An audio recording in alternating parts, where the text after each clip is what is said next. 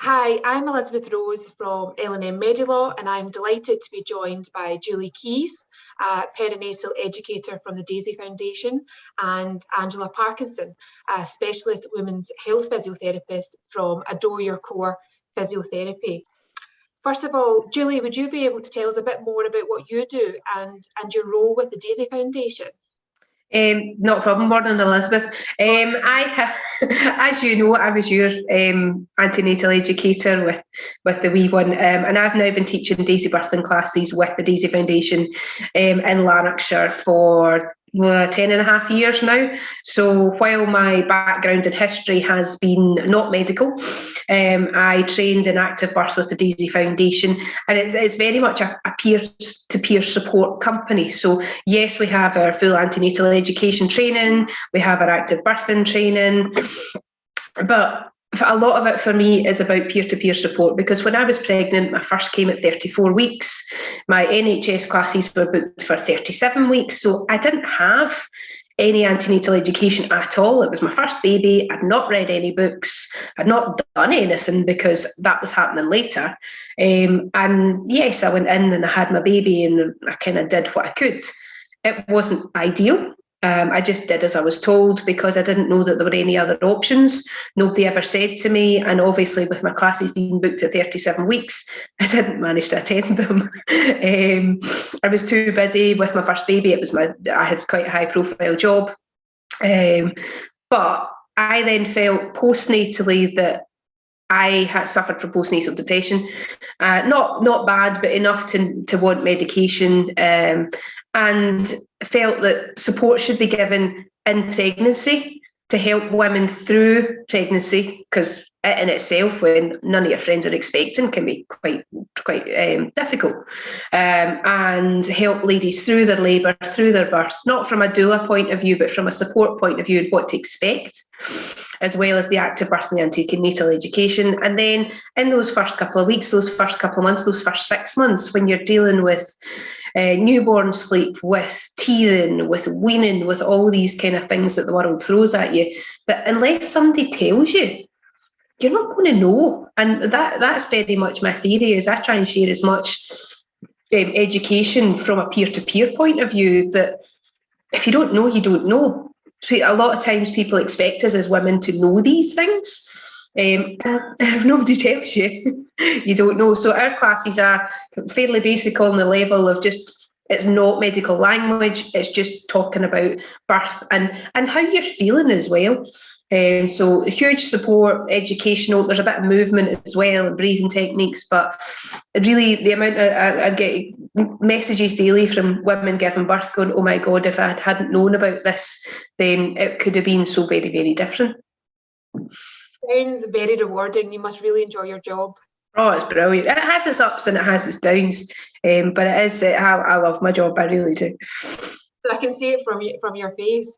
Angela, would you mind telling us a bit about your day job and your work in women's health? Of course, and thank you for the invite to come and chat as well today. So I'm a physiotherapist. I've been a physio for 18 years, I think, and trained in Glasgow. And my kind of specialism for the first number of years was in a different type of physiotherapy.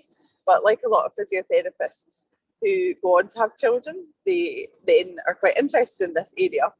And when I trained, we did half a module in obstetrics and gynecology. And I believe now you can do a 4-year degree course and become a physiotherapist with no training, not covering obstetrics and gynecology, and no placements as well. It's an optional module. As far as I'm aware, at the University of Glasgow, I'm not sure if that's the case at all the unis that do physio, but yeah, so a lot of physios come out and don't even, some would maybe know it's an area of physiotherapy, but probably not know that much.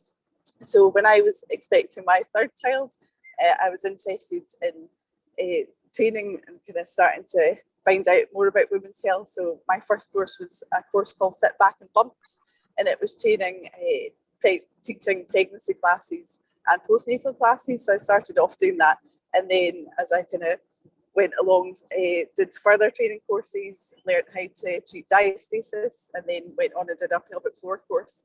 So I've been really fortunate that I've kind of had a lot of opportunities, whether it's doing pregnancy classes, and then for a while I worked with Nuffield Health. And then for the past few years, I have just worked for myself with the Door Your Core physiotherapy. So my kind of day-to-day job is seeing women, whether it's during pregnancy, sometimes people come during pregnancy for help if they've got pelvic girdle pain, or they might already have concerns about their pelvic floor. So we'll sometimes do pelvic floor examinations during pregnancy. As long as a woman's had their kind of first scan, we can do an internal check after that, and give advice and information. And then often in the kind of postnatal period, see for all sorts of things. And I'm part of the Mummy MOT network. So there's a group of physiotherapists up and down the United Kingdom now who offer a service called the Mummy MOT. And for that, we would see people for an assess for diastasis, for pelvic floor concerns, whether it's incontinence or prolapse, and issues like diastasis recti as well. So kind of assess and give information for those kind of things, and also C-section scars. We would assess the scars and give information about how to kind of do scar massage, and a lot of it is advice and education and information as well. And I think like that, there's a lot of women who I see gone quite as they were expecting, and it's giving them that information, but also kind of saying to them, actually, because by the time often women come to see myself and other women's health physios, they've maybe been told, oh, this is normal, like you've had a baby, this is kind of like, what do you expect almost? So a lot of it is reassurance. For some women, it might be common, but it's not normal. And also there's lots that can be done about it. And I think that's the frustration at times, that women don't realise that they can do things about it. But I think with the advent of social media and, you know, like classes like the Daisy classes, it's great that women are talking. And I get a lot of women that come through Daisy, or that they've asked on the Daisy page about kind of, oh, what about this I'm leaking, and is this okay? Is this normal? Do I just have to accept this for the rest of my life, kind of thing? And it's nice to hear, oh no, somebody posted on the Daisy page and said about women's health physiotherapy. So that's my kind of day job, as well as having 4 kids, which is the other part of my life at the moment. So I've got a lot of personal experience, having been through 4 pregnancies and 4 different types of births, 1 hospital birth and 3 home births as well. So I've got a bit of experience from that side of it as well. So you sound incredibly busy for a start. I don't know how you do it. 4 children, running a business, and these services are completely fundamental and essential. So I'm glad there's people like you that are offering these things, because certainly I wasn't aware of pelvic floor specialist physiotherapists until I was pregnant and had given birth and had gone through a difficult birth. So it's good that we're kind of talking about it and talking about it today, because I think it is raising awareness, because there are a lot of women that probably don't know that there's access to these type of services. Yeah, or even if it's a thing, that's it. They're like, oh my goodness, there's people that assess that part of your body and actually do that. Of course. So thank you so much, Angela, for that introduction. That was really helpful. So in my work as a medical negligence claims solicitor, I'm often involved in cases which centre around maternal health care, and I often encounter cases involving birth injuries and birth trauma. So I think all of us can add to the discussion here today, me from a legal sense, Angela from a health sense, and Julie from an education sense. So I think we've got a really good panel today, and today is an opportunity to explore these issues with yourselves and hopefully provide practical advice to our viewers. So let's get started. Our first topic of discussion is patient autonomy and patient choice. So in my opinion, this is one of the most important aspects of good maternal care and treatment. And expectant mums, no doubt, and parents will want to know how much input they can have in their maternal care. Can they, for instance, choose where they can give birth, how many birthing partners they can have, what can go into a birthing plan, what is a birthing plan? So I thought, Julie, you could start us off on this one, if you wouldn't mind. Yeah, sure, no problem. As I said earlier, I work in Lanarkshire, so my main birthing hospital is Wishaw General. And I am on quite a few meetings with the boards in Wishaw General to help them get patient feedback as well.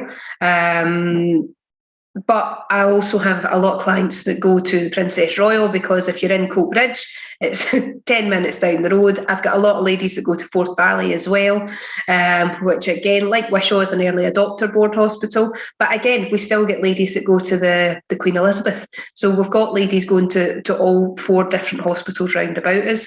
But what's important is, now that we're coming out of COVID, home birth is still important. There are a lot of ladies that choose to home birth. So I think sometimes while the early conversation is had, and while you're in with your midwife to say, where do you want to have your baby? Quite often it's not a case of, well, it's where do you want to have them? And people, if, like we've kind of discussed already, is if you don't know what your options are, how can you choose? Because I know kind of Angela mentioned your first was a hospital delivery and your subsequent 3 were home births. I tend to find it's not first time mums that home birth. It tends to be the second and the third and the fourth and the 5th time mums that home birth, because they maybe haven't realised that's a choice first time round. There is a network of groups called the Positive Birth Group, up and down the country, and they very much focus on the positive birth. But I tend to find women using these pages are women that are more kind of advocating towards a home birth as well. But it tends to be when you go in for your appointment with your midwife and you're asked, where do you give birth? For me, my first automatic choice was, what is my birthing hospital? Because you look to your healthcare professional to say, this is what your choice is. But if you're with Lanarkshire Health Board, your birthing hospital is Wishaw. If you choose to go out with, there's not as good communication between the midwives within Lanarkshire and the Princess Royal, the Forth Valley. I don't know why it doesn't tie up, but this is something that comes up years and years.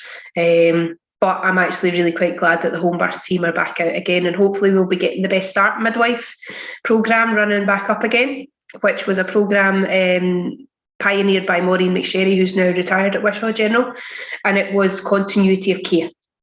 So the same midwives or the same midwifery team from pregnancy through all of your appointments, and these midwives would be in your birthing experience with you and with your postnatal care to give you that continuity, so that mums felt the connection with that team as well. So there are a couple of different choices, whether you've got it's your hospital of Wishaw, or indeed whether you're choosing roundabout, because it's maybe closer.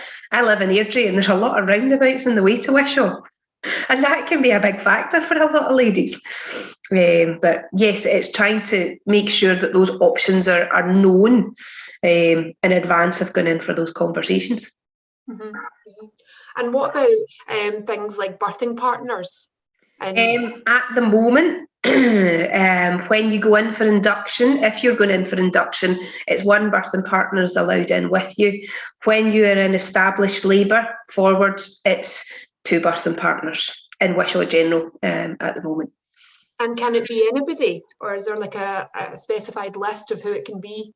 During COVID, it was a member of your household, but now it can be your life partner, it can be any of your parents, siblings, friends. It doesn't have to be, it's just they do ask that any birthing mum takes a lateral flow test, and anybody coming in to support takes a lateral flow test as well. And can you get more than 1 birthing partner? Can you have 2, for instance, like your mum and your partner? Once you're in established labour. So if you're in the early stages in induction, for a lot of people that can take quite a while. So they're still trying to, as they are, trying to minimise numbers in the hospital. But in established labour, when you go in for an induction or you go into labour and you're still quite early on, you'll be in a general ward with other people. Mm-hmm. But when you go into established labour, you will be in your own delivery room or a birthing pool room. So because you have that change of space, mm-hmm. you can then have another birthing partner in. You tend to find if it's your mum that's coming in, she's hovering about in the car park, sitting in her car going, when can I come in? I can imagine. I don't think I would want my mum there, but I can understand why some people would. I suppose it just depends on your relationship, doesn't it? It depends on your support groups as well. It might be a doula, which a lot of people don't realise is an option as well. A doula is a supporter of women with all the antenatal education to support and kind of speak for. We do have a lot of doulas within Scotland that provide this service. So it might not be a family member, it might be a birth support worker as well. And the doula, I only really heard of doulas through the Ina May's work. But I thought this was an American thing. So this is in Scotland that you can apply. Is this through the NHS, or do you have to pay for this? It's a private service. Right. It is a private service. I know certainly there's several. If you go on the Positive Birth page, there's lots of them. I know certainly in Airdrie we have one lovely lady, Ashley Aiken, who teaches pregnancy yoga classes in Airdrie and Kirkintilloch, but she is also a doula as well and supports women. She used to be a midwife as well, so she's got that extra experience.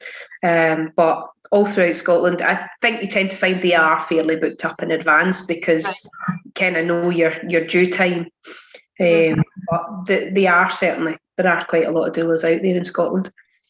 I can certainly testify personally to the benefit of doulas. I had a doula 3 separate pregnancies and births for my home births, and it was great having another person there to advocate for me. And actually one of the doulas when I was pregnant came to one of the meetings that I had with the hospital consultant. My own births, I went to 42 weeks with my first and second, and I chose to decline induction. And the doula actually came along to one of my consultant appointments to be there as a support, because it was quite a difficult meeting. Even as a health professional, I found it very difficult at times to kind of be able to argue for what I wanted.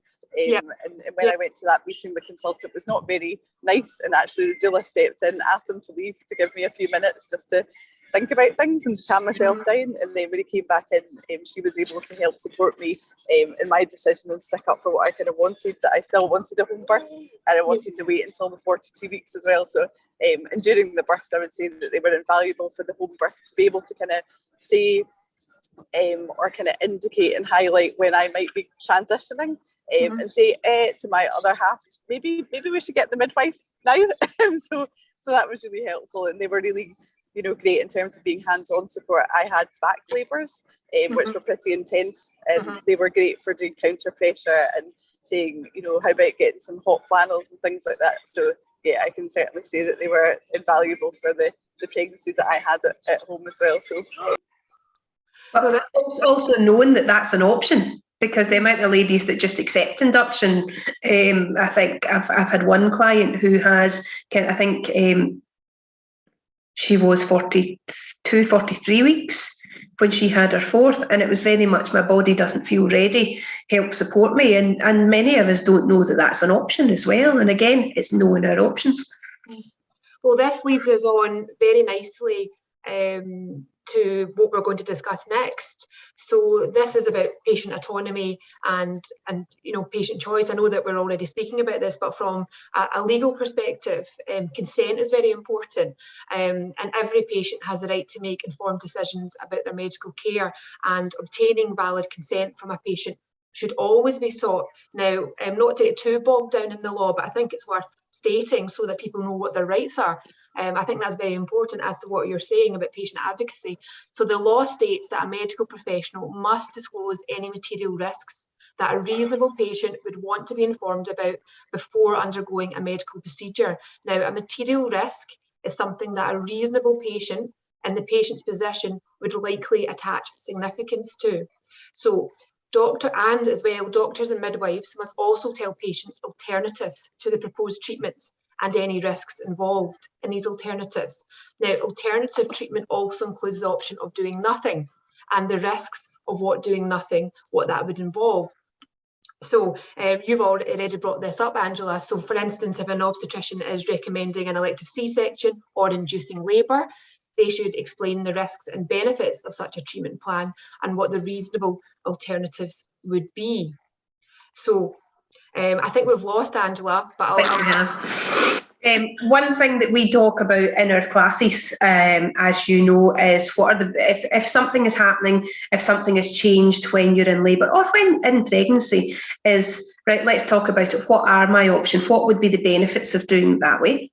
What would be the risks of doing it that way? What's my alternatives? Because there are always alternatives. First and foremost, the health and well-being of mum and baby. But what happens if we do nothing? What happens if we just give it time? can you give me half an hour? Will everything be okay if we give it half an hour?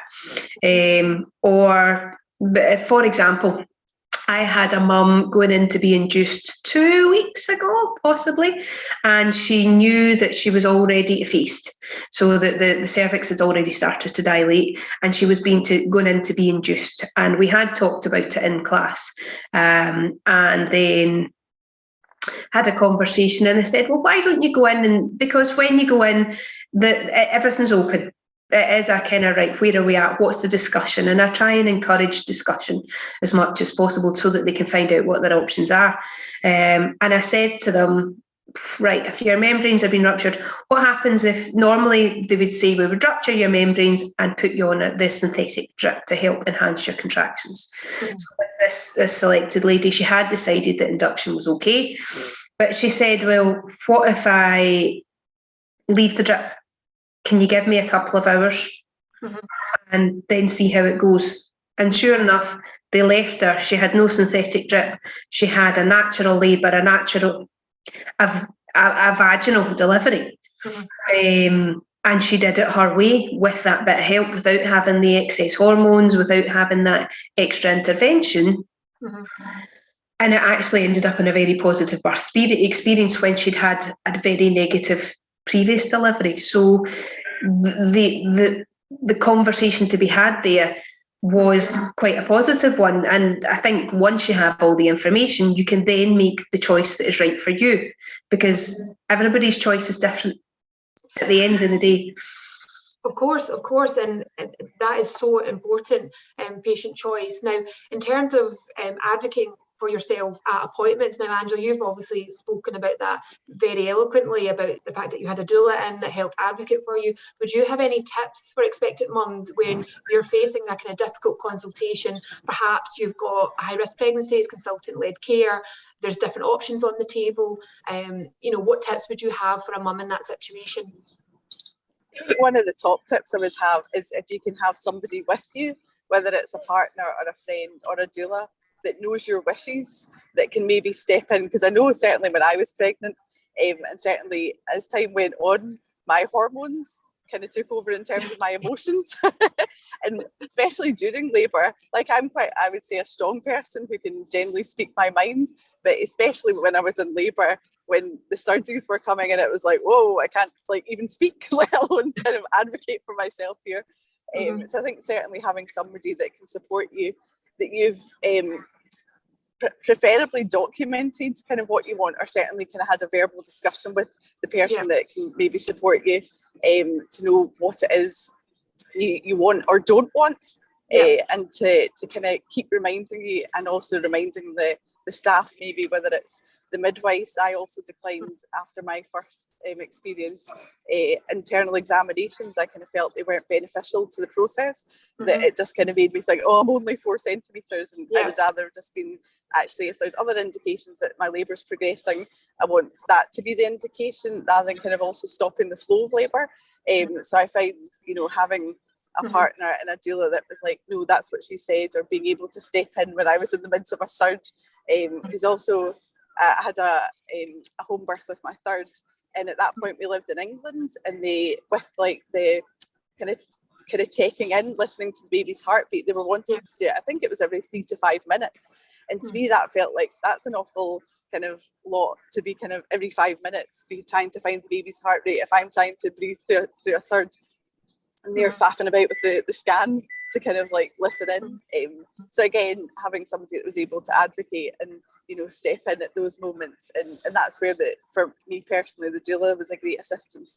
My husband was wonderful with the practical things, and being there. But I felt with my first time experience when I had a hospital birth, that there was times that even as a health professional, I felt like you're just not listening to me.